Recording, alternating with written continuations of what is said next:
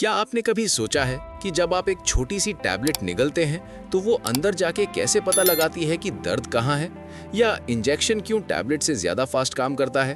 और सबसे खास बात, आज हम आपको बताएंगे 5 ऐसे टैबलेट्स के बारे में जो आपके घर में हमेशा होने चाहिए, फीवर, हेडेक, थकान, सब के लिए। तो दोस्तों, पूरा ब्लॉग पढ़ो क्योंकि आज का टॉपिक आपकी जिंदगी बदल सकता है। नमस्ते दोस्तों, स्वागत है आपका ग्लोबल हिंदी न्यूज में। मैं हूं आपका दोस्त मनी, और आज की वीडियो में हम एक ऐसा टॉपिक कवर करने वाले हैं जो हर इंसान की जिंदगी से डायरेक्टली जुड़ा हुआ है, दवाई। हाँ, वही दवाई जो आप रोज लेते हैं, लेकिन शायद कभी सोचा नहीं कि ये अंदर जाके काम कैसे करती है। तो दोस्तों, आज का ये ब्लॉग बिल्कुल उसी वीडियो का रिटन वर्जन है। पढ़ो, समझो और अपने दोस्तों के साथ शेयर करो। बॉडी को सिटी के एग्जाम्पल से समझना। दोस्तों, कोई भी कॉन्सेप्ट समझने का सबसे आसान तरीका है उसे एक एग्जाम्पल से जोड़ो। तो चलिए, आज हम अपने बॉडी को एक बड़े और बिजी सिटी की तरह इमेजिन करते हैं। सोचो, आप एक बड़ी सिटी में रहते हैं। इस सिटी में चारों तरफ सड़कें बिछी हैं, बसेज और गाड़ियां दौड़ती हैं, अलग अलग मोहल्ले हैं जहां डिफरेंट काम होते हैं। कोई मोहल्ला खाना बनाता है, कोई साफ सफाई करता है, कोई सिक्योरिटी देखता है। अब इस एग्जाम्पल को अपने बॉडी पर लगाते हैं। Body equals city. हमारा पूरा शरीर एक बड़ा, ऑर्गेनाइज्ड और अमेजिंग सिटी है। जैसे सिटी में हजारों लोग अलग अलग काम करते हैं, वैसे ही बॉडी में लाखों सेल्स अलग अलग काम करते हैं, 24 घंटे 7 दिन, बिना किसी हॉलिडे के। ब्लड यानी रोड्स यानी ट्रांसपोर्ट सिस्टम। जैसे सिटी में सड़कें होती हैं जिस पर गाड़ियां चलती हैं और एक जगह से दूसरी जगह सामान पहुंचाया जाता है, ठीक वैसे ही हमारा ब्लड यानी खून पूरी बॉडी में घूमता रहता है। ये ऑक्सीजन, न्यूट्रिएंट्स और मेडिसिन्स सब जगह पहुंचाता है। ऑर्गन्स यानी अलग अलग एरियाज। जैसे सिटी में हॉस्पिटल, स्कूल, मार्केट और पार्क होते हैं, वैसे ही हमारी बॉडी में दिल यानी हार्ट, लिवर, किडनी, लंग्स, ये सब अलग अलग एरियाज हैं जो अपना अपना काम करते हैं। बैक्टीरिया और वायरस यानी गुंडे। कभी कभी सिटी में कुछ गुंडे आ जाते हैं जो केओस मचा देते हैं, शॉप्स तोड़ देते हैं, लोगों को परेशान करते हैं। वैसे ही जब बैक्टीरिया या वायरस बॉडी में घुस आता है तो वो सेल्स को डैमेज करना शुरू कर देता है और हम बीमार पड़ जाते हैं। मेडिसिन यानी पुलिस। और तब आती है पुलिस यानी हमारी दवाई। पुलिस गुंडे को पकड़ती है या उन्हें शहर से बाहर खदेड़ देती है। एग्जैक्टली वैसे ही मेडिसिन बॉडी में जाके बैक्टीरिया को मारती है, वायरस को रोक देती है या दर्द के सिग्नल्स को बंद कर देती है। ये सिंपल सिटी वाला एग्जाम्पल याद रखो, पूरी वीडियो में यही फ्रेमवर्क काम आएगा। Body equal city, blood equals roads, medicine equals police. बस इतना याद रहा तो सब कुछ समझ आएगा। टैबलेट का सफर मुंह से लेकर सेल्स तक। तो दोस्तों, अब समझते हैं कि जब आप एक टैबलेट निगलते हैं तो वो एग्जैक्टली क्या जर्नी करता है। ये एक छोटी सी टैबलेट का बड़ा और इंटरेस्टिंग सफर होता है। स्टेप 1, मुंह से शुरुआत। जब आप टैबलेट निगलते हैं तो वो सीधा आपके पेट यानी स्टमक की तरफ बढ़ जाती है। अभी तक वो एक सॉलिड फॉर्म में है, एक छोटी सी गोली की तरह। स्टेप 2, स्टमक में घुलना। स्टमक में बहुत सारा एसिड होता है। ये वही एसिड है जो खाना पचाता है। यही एसिड टैबलेट को तोड़ तोड़ कर घोल देता है। एक टैबलेट जब स्टमक में पहुंचती है तो वो धीरे धीरे घुलने लगती है और उसके छोटे छोटे पार्टिकल्स बनने लगते हैं। स्टेप 3, छोटी आंत में एब्जॉर्प्शन। स्टमक के बाद टैबलेट के पार्टिकल्स छोटी आंत यानी स्मॉल इंटेस्टाइन में पहुंचते हैं। यहाँ पे एक अमेजिंग चीज होती है, इन पार्टिकल्स को ब्लड एब्जॉर्ब कर लेता है। बिल्कुल वैसे ही जैसे खाने के न्यूट्रिएंट्स ब्लड में जाते हैं, वैसे ही मेडिसिन के मॉलिक्यूल्स भी ब्लड में मिक्स हो जाते हैं। स्टेप 4, ब्लड में मिक्स होना। अब ये मेडिसिन के मॉलिक्यूल्स ब्लड में आ गए। याद करो हमारा city example, blood equals roads, मतलब मेडिसिन डायरेक्टली हाईवे पर आ गई और अब वो चलने वाली है पूरी बॉडी में। स्टेप 5, पूरी बॉडी में डिस्ट्रीब्यूशन। ब्लड पूरी बॉडी में सर्कुलेशन करता रहता है। इसका मतलब है कि मेडिसिन के पार्टिकल्स भी पूरी बॉडी में पहुंच जाते हैं। दिल, दिमाग, हाथ, पैर, लिवर, किडनी, हर जगह जहां भी प्रॉब्लम है, मेडिसिन का एक पार्टिकल वहां भी पहुंचेगा। इसीलिए टैबलेट लेने के बाद 20 से 30 मिनट लगते हैं काम करने में। ये पूरा प्रोसेस, घुलना, एब्जॉर्ब होना, ब्लड में मिक्स होना, फिर सही जगह पहुंचना, इसमें टाइम लगता है। पेशेंस रखें। इंजेक्शन का सफर, डायरेक्ट फास्ट ट्रैक एंट्री। अब बात करते हैं इंजेक्शन की। ज्यादातर लोग इंजेक्शन से थोड़ा डरते हैं, नीडल देखकर ही दिल घबरा जाता है। लेकिन दोस्तों, एक बार समझो इंजेक्शन क्यों टैबलेट से ज्यादा फास्ट होता है, तो शायद थोड़ा और रिस्पेक्ट आ जाएगा इस छोटी सी नीडल के लिए। सीधा एंट्री, कोई चक्कर नहीं। जब डॉक्टर या नर्स इंजेक्शन देता है तो वो मेडिसिन डायरेक्टली बॉडी के अंदर जाती है। यहाँ कोई मुंह, कोई स्टमक, कोई छोटी आंत का चक्कर नहीं, सीधा एंट्री। इंजेक्शन दो तरह से दिया जा सकता है। पहला है आईवी यानी इंट्रावीनस इंजेक्शन। ये सीधा ब्लड में दिया जाता है। याद करो, ब्लड इक्वल्स रोड्स, मतलब मेडिसिन डायरेक्टली हाईवे पर आ गई, बिना किसी ट्रैफिक के सीधा ब्लड स्ट्रीम में और पूरी बॉडी में बहुत तेजी से पहुंच जाती है। इमरजेंसी सिचुएशंस में मोस्टली आईवी इंजेक्शन यूज होता है। दूसरा है आईएम यानी मस्कुलर इंजेक्शन। ये मसल में दिया जाता है, जैसे हाथ या थाई में। यहाँ से मेडिसिन धीरे धीरे ब्लड में जाती है। आईवी से थोड़ा स्लो, लेकिन फिर भी टैबलेट से बहुत फास्ट। इंजेक्शन क्यों फास्ट होता है? सिंपल रीजन, स्टमक का कोई काम नहीं। टैबलेट को पहले स्टमक में घुलना पड़ता है, फिर छोटी आंच से एब्जॉर्ब होना पड़ता है, तब जाके ब्लड में आती है। इंजेक्शन डायरेक्टली ब्लड में या मसल में जाता है, एकदम शॉर्टकट। कोई क्यू नहीं, कोई वेट नहीं, डायरेक्ट एक्शन। सोचो, एक एनालॉजी है, आप एक बड़े कॉन्सर्ट में जाना चाहते हैं। टैबलेट लेना मतलब जनरल पब्लिक की लाइन में लगो, टिकट विंडो से टिकट लो, गेट से अंदर जाओ। इंजेक्शन लेना मतलब वीआईपी पास है, सीधा अंदर। इसीलिए इंजेक्शन ज्यादा फास्ट काम करता है। अब समझ आया ना? इंजेक्शन में दर्द जरूर होता है, लेकिन उसकी स्पीड और इफेक्टिवनेस एकदम अलग लेवल की होती है। इसीलिए डॉक्टर हॉस्पिटल में इमरजेंसी के टाइम इंजेक्शन प्रेफर करता है टैबलेट के ऊपर। 4. मेडिसिन अंदर जाके असल में क्या करती है? ये वो सवाल है जिसको लोग ऑफन स्किप कर जाते हैं, लेकिन ये सबसे इंटरेस्टिंग पार्ट है। मेडिसिन ब्लड में आ गई, पूरी बॉडी में पहुंच गई, और फिर अंदर जाके वो एक्चुअली करता क्या है? दोस्तों, डिफरेंट मेडिसिन्स का काम बिल्कुल अलग होता है। पेन किलर यानी दर्द की दवाई काम करता है सिग्नल ब्लॉकर की तरह। जब आपको चोट लगती है या दर्द होता है, तो वो बॉडी का एक एरिया पेन सिग्नल्स सेंड करता है दिमाग को, बिल्कुल ऐसे जैसे कोई सिटी में फायर अलार्म बजाए। पेन किलर क्या करता है? ये उन सिग्नल्स को बीच रास्ते में ही रोक देता है।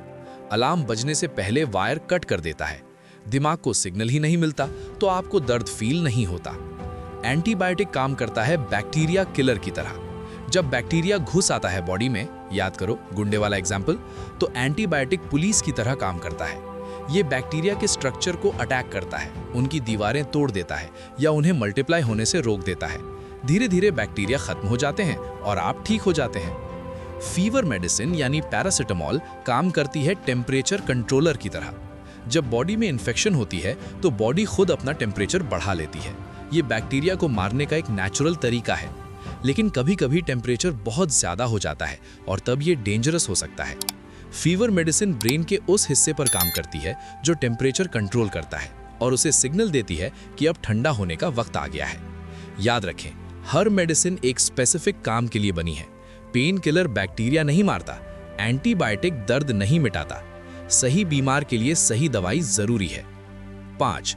लॉक और की, साइंस का सबसे खूबसूरत कॉन्सेप्ट। अब हम साइंस के सबसे फैसिनेटिंग कॉन्सेप्ट पर आते हैं। और दोस्तों, ये कॉन्सेप्ट इतना सिंपल और ब्यूटीफुल है कि आप हैरान हो जाएंगे। सोचो, आपके घर का दरवाजा, उस दरवाजे में एक स्पेसिफिक लॉक लगा है और सिर्फ एक स्पेसिफिक की से ही वो लॉक खुलेगा। दूसरी कोई भी की नहीं चलेगी, चाहे वो दिखने में कितनी भी मिलती जुलती क्यों ना हो। एग्जैक्टली यही कॉन्सेप्ट हमारी बॉडी में काम करता है। हमारी बॉडी के हर सेल पर छोटे छोटे रिसेप्टर्स होते हैं। ये रिसेप्टर्स लॉक्स की तरह हैं। अलग अलग रिसेप्टर्स अलग अलग मॉलिक्यूल्स के लिए बने होते हैं। अब मेडिसिन के मॉलिक्यूल्स कीज की तरह काम करते हैं। जब मेडिसिन के मॉलिक्यूल उस स्पेसिफिक रिसेप्टर से परफेक्टली फिट होते हैं, जैसे की लॉक में फिट होती है, तब एक एक्शन स्टार्ट होता है। ये एक्शन हो सकता है पेन सिग्नल ब्लॉक करना, या बैक्टीरिया को डिस्ट्रॉय करना, या कोई और बायोलॉजिकल रिएक्शन ट्रिगर करना। अगर की फिट नहीं हुई तो कुछ नहीं होगा। इसलिए गलत मेडिसिन कोई काम नहीं करती। उसकी की रॉन्ग लॉक पर यूज कर रहे हैं, दरवाजा नहीं खुलेगा। यही रीजन है कि साइंटिस्ट्स मेडिसिन बनाने में इतना टाइम लगाते हैं। उन्हें एक ऐसी की डिजाइन करनी होती है जो एग्जैक्टली सही लॉक में फिट हो। गलती से एक सेल का लॉक खुल गया जब दूसरा खुलना चाहिए था, तो साइड इफेक्ट्स आ जाते हैं। इस कॉन्सेप्ट को याद रखो, ये मेडिकल साइंस का फाउंडेशन है। 6. टैबलेट वर्सेस इंजेक्शन, दोनों में से बेहतर कौन? ये सवाल आता है सबके मन में। टैबलेट लूं या इंजेक्शन, कौन बेटर है? दोस्तों, इसकी कोई फिक्स्ड आंसर नहीं है। दोनों की अपनी जगह है, अपनी स्ट्रेंथ है। टैबलेट के फायदे ये हैं, घर पर आसानी से ले सको, नर्स या डॉक्टर की जरूरत नहीं, दर्द बिल्कुल नहीं, स्लो बट स्टडी काम करता है, स्टोरेज में आसान और रेगुलर यूज के लिए बिल्कुल परफेक्ट है।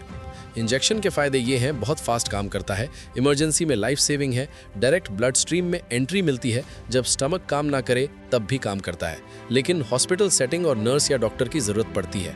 नॉर्मल फीवर में पैरासीटामोल टैबलेट परफेक्ट है, घर पर ले लो, काम हो जाता है। लेकिन हॉस्पिटल में एक सीवियर एलर्जिक रिएक्शन आए तो डॉक्टर सीधा आईवी इंजेक्शन देगा, क्योंकि वो 30 सेकंड में काम करता है, टैबलेट का वेट नहीं कर सकते। स्टमक की बीमार में जब वॉमिटिंग हो रही हो तब टैबलेट ले भी लो तो वो एब्जॉर्ब नहीं होगी, उल्टी के साथ बाहर आ जाएगी, वहाँ इंजेक्शन ही काम करेगा। याद रखें, दोनों के अपने यूज केसेस हैं।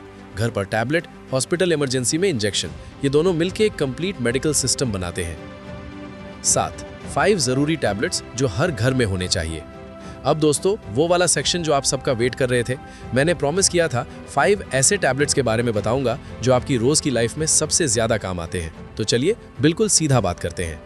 पहली टैबलेट है पैरासीटामोल यानी क्रोसिन या डोलो 650। फीवर और हेडेक के लिए सबसे कॉमन और सेफ टैबलेट है ये, घर में जरूर रखें। बड़ों और बच्चों दोनों के लिए अवेलेबल है अलग अलग डोजेज में। जब भी बॉडी का टेम्परेचर बढ़े या सर में दर्द हो, ये पहली चॉइस है। दूसरी टैबलेट है आइबुप्रोफेन यानी ब्रूफिन या कॉम्बीफ्लैम। दर्द और सूजन यानी इन्फ्लेमेशन के लिए ये बहुत काम आती है। दांत का दर्द, period pain, back pain, muscle pain, सब में काम आता है। पैरासीटामोल से थोड़ा ज्यादा स्ट्रांग है, लेकिन खाली पेट मत लो, खाना खाने के बाद लेना सही रहेगा। तीसरी टैबलेट है सिट्राजीन यानी ज़र्टेक या एलरिड। एलर्जी की टैबलेट है ये। नाक बहना, आंखें खुजलाना, स्किन रैश, डस्ट एलर्जी, इन सब के लिए बहुत काम आती है। बहुत से लोगों को सीजनल एलर्जी होती है, तो सिट्राजीन घर में होना ज़रूरी है। नींद आने की साइड इफेक्ट भी हो सकती है, इसलिए रात को लेना बेटर रहेगा।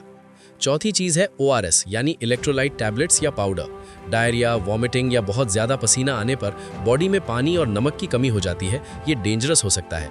ORS इस कमी को दूर करता है। थकान और कमजोरी में भी बहुत हेल्पफुल है। बच्चों के लिए तो एकदम ज़रूरी है घर में। पांचवी टैबलेट है एंटासिड यानी डाइजीन या जेल्यूसिल। पेट में जलन, एसिडिटी, गैस, खट्टा उठना, ये प्रॉब्लम्स आजकल बहुत कॉमन है। एंटासिड टैबलेट्स पेट के एसिड को न्यूट्रलाइज करते हैं और तुरंत आराम देते हैं। हैवी खाना खाने के बाद या लेट नाइट स्नैक्स के बाद अक्सर काम आता है। ज़रूरी बात, ये इन्फॉर्मेशन जनरल अवेयरनेस के लिए है। कोई भी दवाई लेने से पहले डॉक्टर की सलाह ज़रूर ले, खासकर अगर आपको कोई क्रॉनिक कंडीशन है या आप पहले से कोई मेडिसिन ले रहे हैं। 8. मेडिसिन का सही यूज़, ये इग्नोर मत करना। दोस्तों, अब एक बहुत इंपॉर्टेंट बात जो ज़्यादातर लोग स्किप कर देते हैं।